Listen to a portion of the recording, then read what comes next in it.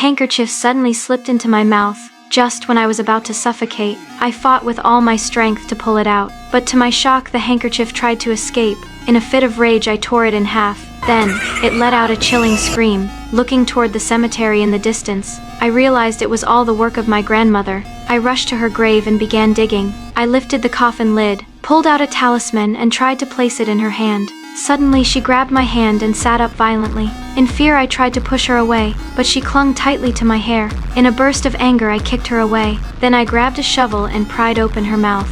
I raised the talisman and began chanting, shoving it into her mouth.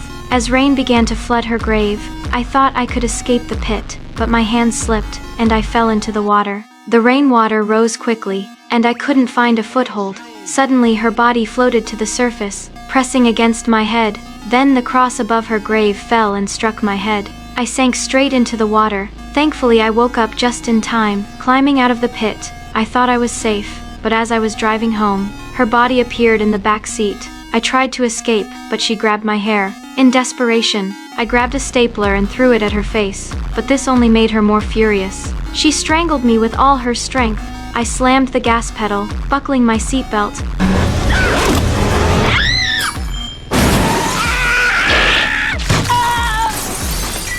To my surprise, she was fine. I kicked her out of the car, slamming the door shut. I beat you, you bitch! Just when I thought it was over, she picked up a brick and smashed the car window. Then she grabbed my leg and dragged me out of the car. I thought I was done for, but instead she pulled off a button. She whispered something to it, then placed it back into my hand. Then she vanished. I thought it was all just a hallucination. But the next morning at work, I suddenly started bleeding from my nose. Before I could react, Oh my god!